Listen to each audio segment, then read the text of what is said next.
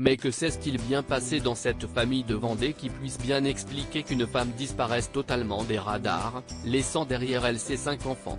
Pour le moment, le mystère reste entier, les enquêteurs n'ont toujours pas réussi à localiser Karine Esquivillon, qui s'est évaporée en mars dernier. Cependant, comme le révélaient nos confrères du Parisien, la personnalité, parfois trouble, de son mari commence à intriguer les proches de l'affaire. Assiste-t-on à une nouvelle affaire Jubilard? À une nouvelle affaire Dupont de Ligonnès? Si ces deux affaires de disparition ont fait la une ces dernières années, rien ne permet d'affirmer que l'histoire de Karine Esquivillon entre dans la même catégorie. Mais cette mère de famille nombreuse, qui n'a pas été revue depuis sa disparition en mars dernier, intrigue les enquêteurs. À sa recherche depuis désormais près de 3 mois, ils se sont penchés sur le cas de son mari, Michel, qui jure depuis qu'il a signalé sa disparition, qu'il est persuadé que sa femme est partie volontairement. Mais la situation de celui-ci, plutôt trouble elle aussi, n'a fait que renforcer leurs doutes. Et ceux de la famille de la jeune femme, comme le révèle le Parisien ce dimanche.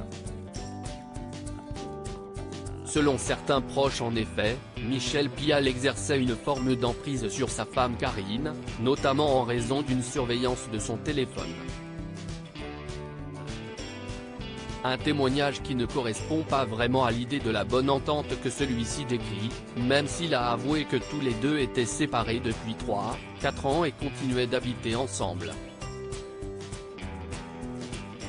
Surpris, les proches de Karine ont également appris que l'homme avait un casier judiciaire déjà bien rempli, 9 condamnations au total, notamment pour des escroqueries, un beau palmarès révélé par nos confrères de 7 à 8 et qui a abasourdi jusqu'au fils aîné de la jeune femme disparue. Durant les 20 ans qu'il a passé avec elle, on n'en avait jamais entendu parler, soutient-il en effet.